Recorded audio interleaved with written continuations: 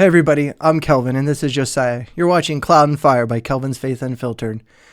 We've decided to talk about our experience being Calvinists. For me, how I got there, and for Josiah, I guess kind of how he got there, but also how his dad got there, which ultimately helped or led for him to get there. So Josiah, why don't you kind of start us off and talk about it? We really want to get to the heart of, for us, the personal side of being a Calvinist, the things that you deal with and see and interact with, and what it means as a part of our lives. So, yeah, I am a PK, as they say, raised by a Reformed Presbyterian pastor.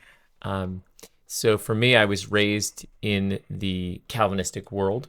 I was taught, I can remember Sunday schools and things like that at church where we would go through, one book, The 5 Points of Calvinism. It's a pretty famous one. I can see the cover right now. There's about 30 of them that did that. Was it? Yeah, I'm trying to remember who the Palmer author was. Did you do Palmer's? Palmer. Yep, Palmer. I read that. Which is a pretty good one. And, so that was the kind of culture I was raised in. Obviously, as a teenager, late teen, early 20s, I started dating a girl from a background that's the Church of Christ Christian churches. And it was a time of reconsideration of a lot of things and kind of personalization. Why did I believe this? And discussing those issues with my now wife. So that was in many ways very healthy and helped me grow in my own understanding. But going back to that, my dad had been raised at a huge fundamentalist Baptist church, Independent Fundamentalist Baptist, IFB. Almost King James only kind of vibe, but a very large church. And if you don't know what that is a King James only church is one that basically only allows for the King James version of the Bible to be read. Everything else has been corrupted and manipulated and distorted.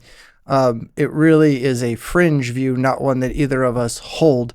That doesn't mean we have something against the King James Bible, but that controversy exists. And the authorized version, as we Anglicans would say. It can be known as pretty extreme, is kind of what we're saying. Go ahead. So, but a very large church, 1950s, Akron, Ohio, the largest Sunday school in the world, like 5,000 kids in their Sunday school, just massive. And so he was raised in what he would describe and what a lot of people would describe as easy believism. So this idea that if all you have to do to be saved is have faith, that one could basically just gotta say the prayer, say the sinner's prayer, walk down the aisle, respond to the altar call, and get baptized. And he'd joke about how kids during the summer would get baptized multiple times when it was hot. He was involved in bus ministry and all that kind of stuff. So he ended up going to what they affectionately referred to as the Bob Jones of the North, Midwestern Bible College, at that time in Pontiac, Michigan. Go Blue. I actually have no idea where Pontiac is, if I'm being honest. Not really important, so we'll just keep going. I digress. Yeah. But my father would tell stories about how he got kicked out of Midwestern because after, I think his third year, because he started reading Charles Spurgeon and started talking about Calvinism. Now, let me just point this out because I knew your father pretty well. And it's funny, a lot of people talk about getting kicked out of Bible colleges for drinking, smoking, chewing, or running with, how does it go? Don't drink, don't chew, don't run with women. There you go. And your dad got kicked out, quote unquote, because he was reading Calvinist authors. So yeah, we'd like to point that out. And and what we now know is the cage stage of Calvinism, I'm sure was strong with him. But one thing led to another, and he ended up going to Cedarville and graduating from Cedarville. But so that was that's kind of what I was raised with. But hearing these stories, but he was on this journey going from kind of this easy believism, kind of not necessarily representative of all Baptist theology, of course, right. Of the kind of the mid 1900s, and for him, it drove him kind of as far the opposite direction as he could go, and he was, eventually led into Presbyterianism by way of kind of Reformed Baptist polity, but it was very much about making sure that you are viewing salvation holistically, and that errors creep up when you separate one part of salvation from another. And so the idea that, justification by faith alone, when you separate that from, the God who gives you that faith also is the one who sanctifies you. And it's also, from election in eternity past to glorification in eternity future. I know those terms actually don't really make sense, but this concept that God is in control of it all. And so you could never have somebody who isn't sanctified who has been justified. Because there were easy believe those who it's a derogatory term, but those who kind of opposed lordship salvation, who taught that you could be a Christian and be saved and actually become an atheist. That's a very extreme, right? Minority, of course, but this. And we are throwing out so many terms that if you're not been exposed to this type of conversation, can kind of get lost in the weeds. Easy believism. And you mentioned just now, what was the one you just said? Basically, the once saved, always saved concept, which a lot of people conflate with perseverance of the saints, and it really does have two different streams of thought. I'm sure we'll talk about that. Yeah, and so there's so much that we can say about this, but the idea, in summary, is basically that Gary or Mr. Spencer, Josiah's dad, was really trying to get out of what a really individualistic, a sensational type of walk the aisle, say the prayer. This is it. And the other term you use, lordship salvation. The idea on the other end of that spectrum is that you can have Jesus as your savior and not your Lord. Yeah. And so those were the kind of the things that I think that he was combating. Yeah. You're separating justification from salvation as a whole, from sanctification and glorification. And you're breaking that golden chain of Romans 8, right? Exactly. And so the answer to that is stepping back and seeing salvation from A to Z as an act of God. Would you say that also, because you mentioned Spurgeon, would you say that also just his overall study of the history of soteriology was kind of what influenced this? Because, he read the Puritans quite a bit. He read Calvin, he read Luther, Augustine, and so forth, or Augustine, whichever you prefer. So the idea that he got more in touch with something outside of what was really kind of spurned from the Second Great Awakening and kind of that movement, and he kind of got more in touch with the more historical, broader church. And I my goal is not to offend anybody. I love, oh, really? That's what I thought we were doing here. I love. If you read the comments on the most recent videos, we've done it. I love my Christian brethren, but I have actually in the last 2 months talked to multiple people who have come. It's actually funny. It seems like God is bringing us to our church a certain type of people who are coming out of separate, independent, fundamentalist Baptist churches, and they're just feeling like they're seeing aspects of Christianity that they've never seen before. That tends to be some of those churches. They're all independent, so you can't really paint with a broad brush. But some of those churches. Do you mean we can't just label them all evangelicals? Yeah. Oh. They are very they're very cult-like in the way that they treat. Like the one guy that I was talking to, he was literally like scared to leave this church because of how people were going to view him and basically say you're not a Christian if you're leaving this church and the fundamentalist Baptist way. And so I think that was a big part of it, is just kind of getting out of that very small bubble. And certainly there are lots of traditions that have bubbles like that, but that one tends to be very, very restrictive, very narrow-minded. And I said I wasn't going to offend them, but that's probably going to be offensive. I don't know how that could be. So my What about you? Yeah, my story's different in that so I grew up basically inside of the Pentecostal church. And when I say that, I also had a wide range inside a narrow scope, if you will. So, for example, I went to a Pentecostal church. That's where I grew up in. Got dedicated as a baby there, and also was baptized there, and went to Sunday school, did all that stuff. So you had the dry and the wet baptism. I did. So did my daughter. She's only 4, so if you can't do that math, you'll get where I'm going. No, but the idea was that I also went to a Baptist, I think we didn't even look this up the other day. It's more like a Foursquare Baptist background, wasn't it? Something like that? Or I mean, it would a really. I think that church and that school would have been pretty close to in line, although maybe not as aggressively anti-Calvinist. The pastor there went to Cedarville as well. Okay. Yeah, so I mean, that if that helps you out. But the point being is that I had that exposure, but my dad also sang in a gospel group, and we went to different churches where you would catch somebody with head coverings, and a lot of different theological backgrounds were in my realm of influence. But when I started high school, I transferred to Good Shepherd School, which is where Josiah's dad taught. That's how we met.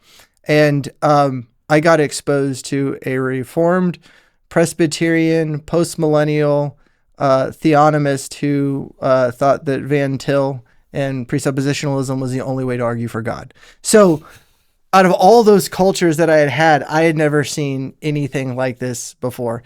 And it obviously started very rocky, as I think anybody who first couple of years there.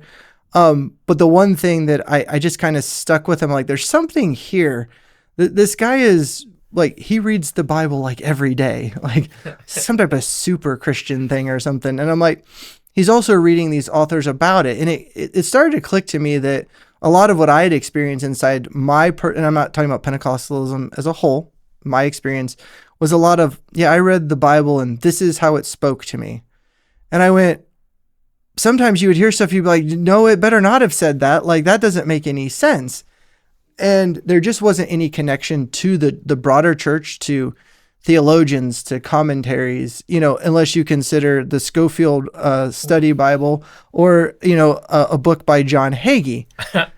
And so that I was seeing this conflict of like Mr. Spencer and all that he was bringing to the table. And because it wasn't him, he would be quoting people, well-known theologians over the history of the church and explaining these things in that way. And I started to go, wait, I'm going to have to do a little bit digging. And, luckily for me, our relationship kind of actually took off even more after I was out of school. I think that took off some of the tension of just normal day to day. And we were able to have more deeper conversations. And I mean, I can remember there was just a period of time where I'd be like at a bookstore and be like, hey, should I read this? I remember that. I was standing by my dad for some of those conversations. Yeah, I mean, that's truthfully after we barely talked to each other until after I graduated and I started developing that relationship with your dad. Then you and I did, and it was 2 separate relationships, right? But there were just and what happened from there, which that can be dangerous. You don't want to be going to one person, but what happened was I was able to get enough information in and started to then kind of branch out and was able to read. I was able to read. Go ahead. Would you say, and this is a genuine question, would you say that your upbringing, the churches and the people you were around, was it kind of an anti-intellectual, vibe, or was it just? So that's a great question. Truthfully, yes. Inside the Pentecostal church, there's a lot of, we need the leading of the Spirit to tell us this, that, and the other thing, right? But I mean, a lot of the people, the leaders that came through, like as the actual pastors, were educated. Like I actually believe the pastor was a school teacher as well. So I don't want to try to degrade them too much, but I don't think that their studies were really in a very narrow sector of church kind of in history. Pietistic, like you said, second great awakening kind of. Right. And so having this exposure, and I just all of a sudden caught this, like, I just wanted to read as much as I possibly could. And Calvinism was the first real tension, the first thing I really started to break down. And truthfully, the things that really impacted me, that's what I was really trying to reflect on as we went in this episode. What were the things? Like, I think it was here somebody talk about John 3 differently. Somebody talked about John 3 before 16. And it was Yeah. like, wait a minute, like, yeah, this is really interesting. This idea that Jesus is saying, no one can come to me, no one can see, or no one can come into the kingdom or see the kingdom unless you're born again. And now, so born again though, right? I filled in the blanks. Well, what is born again? Yeah, born again just means, after I have faith, Jesus regenerates How do me. you get born again? Right. And so that was at least, I think, one of the early cracks for me. But then it's just when you get to Romans 8 and you're reading it and actually paying attention. Like I've even just recently did an episode on the idea of foreknowledge, and to think that we fill in the blank of what that means. We've just Americanized it. We've taken two words and stuck them and looked at them in the English, right? And that's just not how that term is used in the Bible. Knowledge in of itself, when God talks about knowing someone, it's never just like, oh, I know so-and-so down the street. That's not how it's used. So yeah, those, Ephesians 1, Ephesians 2, and we can kind of talk about some of them, but I heard a lot of, well, that's just your opinion of the Bible. And that's just how you see it. And it really, that didn't sit right with me. If we're going to serve this God and try to worship and obey him the way he would have us, we can't just settle on that. And I think that probably some of the errors of fundamentalism where they just boil it down to 5 things and that's all we need. That was something that really stuck out to me. How do we really resolve these issues between one another? And if we're going to use the Bible as that standard, we're going to have to study it, and we're going to have to make it a part of our thought process and our vocabulary and our lives. Yeah. So it is funny you kind of mentioned the American kind of thing, and the Enlightenment obviously was not an American phenomenon, but the way that the American pull up your bootstraps, kind of self-reliance, independence, how that mindset shapes theology is interesting. That would be you could do a whole podcast on that, I'm sure, but just the idea that regardless of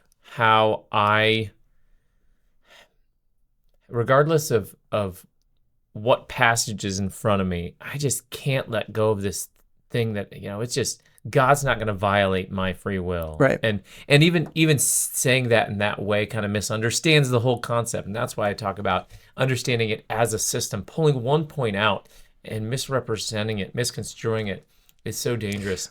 Well, what's one of the biggest things that I feel now? Now, I've made every mistake being a Calvinist you can make. Meaning, I've been haughty about it. I've been aggressive about it. I've given bad analogies or oversimplified it. And everyone out there that knows me that thinks that I did it to you, I didn't. We call it the cage stage. And that there's truth to that, because you become so adamant. You're like, how can you not see this? But with that being said, I think the biggest thing that people don't really grasp or don't leave room for is compatibilism, right? This idea that God is sovereign and ordains all things that come to pass, and men freely act without outside interference and live their lives. And it's those two things are held in tension inside the idea of compatibilism. Yeah, we can't understand it. We can't process it. No. And so it doesn't make sense to us. There's no analogy that's going to make it work. But it is not it's not a contradiction. It's not a logical fallacy. It doesn't fall into any of those categories, but it is something that you have to sit with. And as you argue for Calvinism, there's a point where you're going to get to, and someone's going to like hit you. Well, then ultimately it's all God's fault. And you have to say, I don't see that. No, but I'm also not retracting what I've said about him ordaining whatsoever comes to pass. And so that's something that you kind of have to learn to settle with, So yeah, go ahead. Well, first of all, I think that there's a lot of people who kind of act in bad faith when kind of arguing against Calvinism. I guess I was just predestined not to be a Calvinist. Those kinds of things. And I had a friend one time who basically did the opposite. Well, I guess he was so-called a Calvinist. And basically it's like, well, I'm not living the way I'm supposed to. I guess it's all up to, well, God is predestined, and if I end up not being a Christian, I guess that's on God. And it just to understand that those misrepresentations, it's just not in good faith. Another term that comes to mind is understanding that God justifies the means and the ends, not just the ends. So it's not the idea that God has ordained this person to go to heaven and not that person. He ordains all things that bring that person to that state. Yes. I actually think about this, and I'm curious what your thoughts are. We get a little bit extemporaneous here, but I think it's of it dangerous. I know. I think of it in these terms, like somebody goes, well, if God's truly in control of whether or not you go to heaven, how could you ever know? How could you ever have confidence in it? And I go, That's trust. actually what the Roman Catholics asked the Reformers, but I trust in the means to achieve the end. So as long as I am walking with Christ and serving him, I have that security. I shouldn't have that security if I walk away. At the end of the day, and I even think as far as like evangelism goes, when we evangelize people, we don't go out there and evangelize them with, by handing them a book on the 5 points of Calvinism. There is a sense in which I do. No, I'm just there is a sense in which this is a conversation that is had between those who already believe. But as far as what you and I as Christians are supposed to do on a daily basis, we are supposed to respond to the gospel. We are supposed to be faithful to God. And the way that our choices, daily choices, interact with God's providence, we cannot fathom our God. If we could, then he would be no God at all, right? And so at the end of the day, when people throw things out there like, well, if I was supposed to be saved, I want to be a Christian, but God predestined me not to, that kind of thing. Like, that's just not how it works. Right. That is separating one aspect from the rest. And that's why I'll go back to it again. The holistic view of God as A to Z, getting the credit for salvation. Yeah. That it is an act of God from the planning, the execution, the application, Father, Son, and Holy Spirit. And that's to me the big part of why Calvinism is important. And I'm now in a tradition, Anglicanism, that has a wide variety of viewpoints. Frankly, it's not something you don't really see Anglicans arguing about Calvinism versus Arminianism. A large percentage of them would be more Arminian.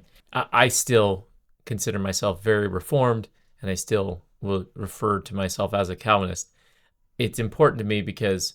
Which is problematic and brings baggage, because then everything about Calvin comes up. Listen, yeah. We're using the term simply as a shorthand and as a helper. We could talk about the actual 5 points, and we do that in other places. I'm not saying that tulip is really more of a Dutch thing, actually. I mean, more of a Dutch reform. So right. We're using these terms kind of interchangeably. But by no means, when I say that I'm a Calvinist, do I mean that I hold to everything that John Calvin held to. Right. And if someone goes, well, then you're not a real Calvinist. Okay, fine. Then I will say I hold to a more Reformed tradition, which is broader than that. Well, you don't hold to what all the Reformers hold. Okay, I hold to the doctrines of grace. I hold to Romans 8. How about that? Can we just go there and be done? Sorry, that it gets on your nerves because you're just constantly trying to fight over semantics, and it's pointless. So I don't. You're of Apollos, I'm of Christ. Yeah, right. So one of the things that I think is really important to note is that the idea is that as Christians, when we go back to this idea of how should we then live? You should write a book. The idea is that we should fight as though it rests in us. We should work and evangelize as though it rests in us. Or that the outcomes rely on us, and then we should rest, right, in the glorious truth that it doesn't. Yeah. So that's a really important thing. It's interesting going back to evangelism. There are many people who will say, well, if God has determined who's going to be saved and who's not, then why even evangelize? And a Calvinist would say, if you don't believe in that, why would you evangelize? Oh, yeah. Because the old joke about, or the old adage about, you're a Calvinist on your knees when you're praying for you're praying for your mom or your dad or your brother Right. or your sister or your friend to become a Christian. Tell me why. What's God gonna do? Right. Are you praying that God would violate that person's will? That kind of thing. When I look at my daughter every day, that's what I'm praying for. God violate her will Yeah. and bring her into submission to you. And if you don't pray that, I don't know. I can't imagine somebody thinking, well, God, let her choose. That just doesn't compute with me. I mean, my prayer is the thing that could be ordained of God to bring about this, right? People ask the same question, well, why pray? Well, because he ordains the means and the ends. Prayer has power. It does things. It doesn't change God. Sometimes it changes us.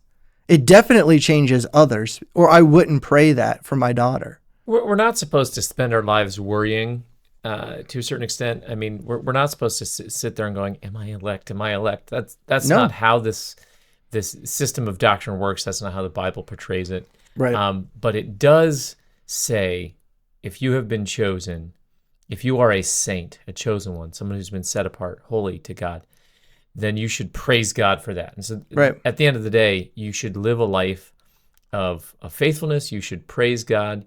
And so we'll go to Romans chapter 8, starting in verse 29. For those whom he foreknew, he also predestined to be conformed to the image of his Son, in order that he might be the firstborn among many brothers. And those whom he predestined, he also called. And those whom he called, he also justified. And those whom he justified, he also glorified. It is called the golden chain because the person who receives part one, the foreknowing, will receive the glorification. And there is nothing, nor height, nor depth, nor sea, nor whatever, that can keep that person away from the love of God. We were built to thrive, yeah. I think that we've already know. I think that we've already know. What was groundbreaking in it? They know that we're calling them wrong. You got me like, oh yeah. I think that we've already know. Sick of dealing with the old plan. They know that we're calling them wrong. Hey, oh yeah. I think that we've already know. Sick of dealing with the old plan. They know that we're calling them wrong. You got me like, oh yeah. I think that we've already know. Sick of dealing with the What cracked his shell?